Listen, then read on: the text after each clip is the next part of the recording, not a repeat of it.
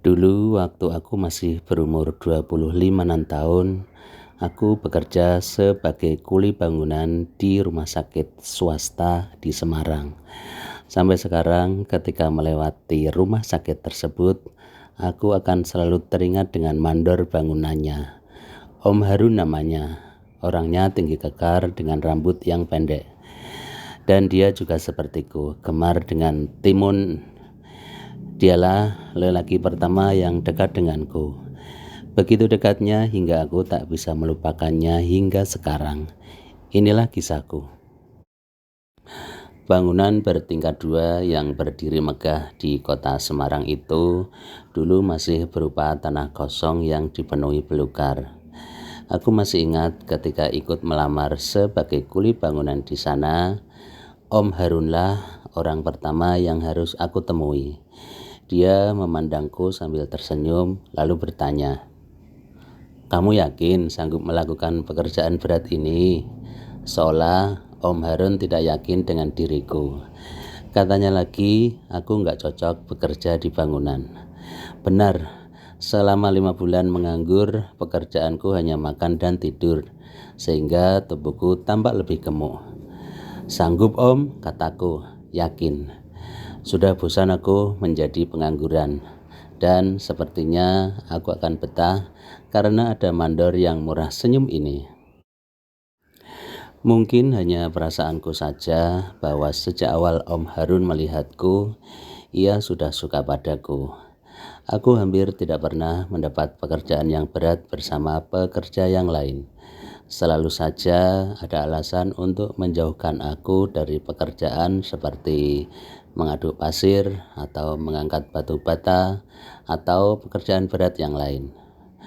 Om Harun lebih sering menyuruhku keluar dari proyek untuk membeli paku atau membeli sarapan atau yang lain. Dan tentu saja ini membuat beberapa pekerja yang lain menjadi iri karenanya. Beberapa yang lain mengira aku adalah saudara atau kerabat dekat Om Harun. 2 minggu bekerja di sana, Om Harun jika tidak pulang, oh ya, rumah Om Harun, Klaten, ia pulang biasanya 2 atau 3 kali dalam seminggu. Selalu mengajakku keluar untuk makan malam dan setelah itu kita akan menghabiskan malam di beberapa tempat di Semarang.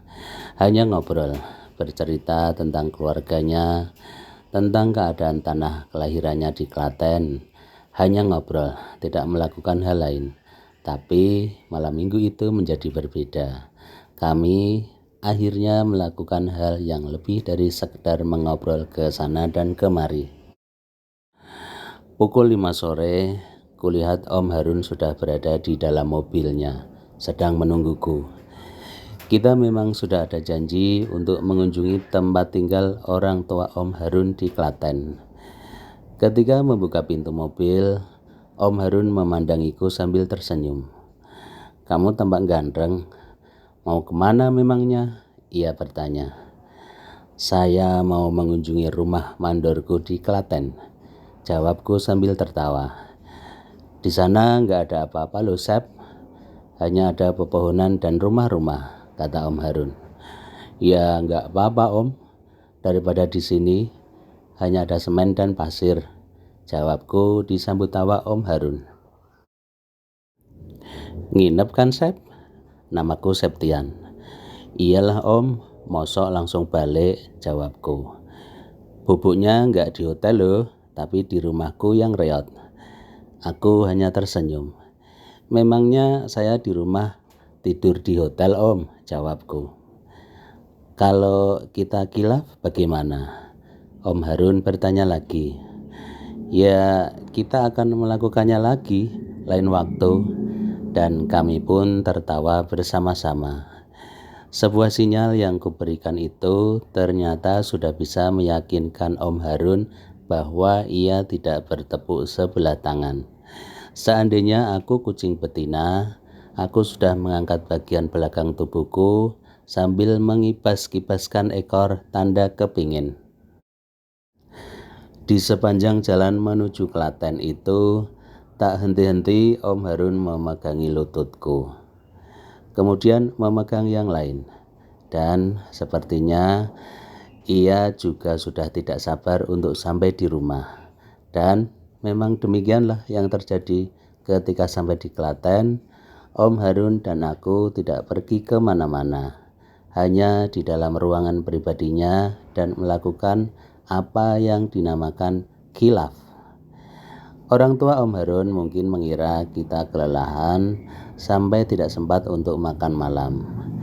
Itulah pertama kali aku melakukannya dengan Om Harun di Klaten pada malam minggu, dan aku masih berumur 25 tahun. Di hari-hari mendatang tidak ada yang berubah. Aku masih menjadi anak buah kesayangan Om Harun, selalu tampil bersih dan tak pernah mendapatkan pekerjaan yang disebut mengaduk semen dan pasir atau mengangkat batu bata. Anak-anak yang lain sepertinya sudah yakin bahwa aku memang kerabat dekat Om Harun, dan aku semakin jarang pulang ke Pati karena setiap akhir pekan selalu mengikuti Om Harun ke tempat tinggal orang tuanya di Klaten, dan kita melakukannya lagi. Kita khilaf lagi. Kita sudah seperti Romeo dan Ramadan, tidak bisa dipisahkan satu sama lain. Kita sudah cocok seperti wortel dan sayur kol, selalu bersama. Hampir 1 tahun, Om Harun dan anak buahnya menyelesaikan proyek rumah sakit yang berada di Semarang itu.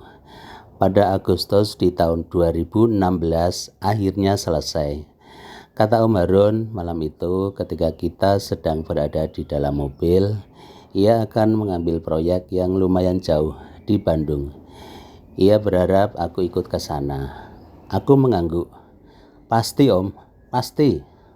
Tapi aku harus pulang dulu ke Pati karena sudah sebulan ini aku belum pulang rumah. Aku berkata kepada Om Harun akan segera kembali ke Semarang. Kemudian kita berdua sama-sama ke Bandung untuk mengambil proyek baru. Tapi ternyata malam itu adalah malam terakhir aku bersama Om Harun. Aku pulang ke Pati namun tak pernah kembali. Ayahku sakit, maklum sudah sepuh. Permintaannya agar aku meneruskan kuliahku yang belum selesai. Aku anak satu-satunya. Salah satu kebanggaan ayah adalah melihatku sukses di pendidikan. Entah nanti mau jadi apa, mumpung masih muda, masih sendiri, maka ayahku mewajibkan aku untuk kuliah lagi. Tidak ada alasan untuk menolak. Segera aku menelpon Om Harun dan mengatakan bahwa aku tidak bisa ikut ke Bandung. Kita mengucapkan selamat tinggal dan tak tahu kapan akan bisa bertemu lagi.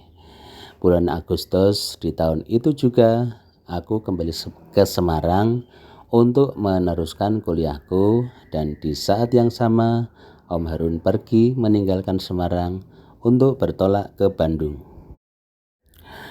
Di awal-awal setelah perpisahan itu, aku dan Om Harun masih berhubungan lewat telepon. Namun seiring waktu berjalan, tiba-tiba kami sudah mulai berhenti saling menghubungi. Mungkin aku semakin sibuk dengan kehidupanku, dan Om Harun mungkin saja juga sudah menemukan teman baru sepertiku di tempat kerjanya yang baru. Dan sekarang sudah 10 tahun lewat. Takdir tetap menempatkan diriku di Semarang menjadi asisten dosen di tempat aku kuliah. Aku sudah berumur 35 tahun dan masih sendiri. Jika Om Harun dulu saat bersamaku berumur 40 tahun, bisa jadi sekarang ia sudah berumur 50 tahun. Berbagai pertanyaan kadang-kadang sering muncul ketika aku ingat dia. Apakah dia juga masih mengingatku? Apakah dia belum menikah sepertiku? Kadang-kadang ketika aku lewat rumah sakit swasta itu, aku membayangkan melihat mobil berwarna putih milik Om Harun. Kemudian ia akan membuka kaca mobilnya untuk menyapaku, dan ia akan mengajakku lagi ke Klaten dan nginep. Dan kita akan kilaf lagi untuk yang kesekian kalinya. Om Harun dalam khayalanku sekarang adalah pria paruh baya dengan sebagian rambutnya yang sudah berwarna putih. Tapi ia tetap gagah dengan perutnya yang buncit. Nanti kalau kita kilaf bagaimana? Itulah kalimat yang masih sangat aku ingat hingga saat ini.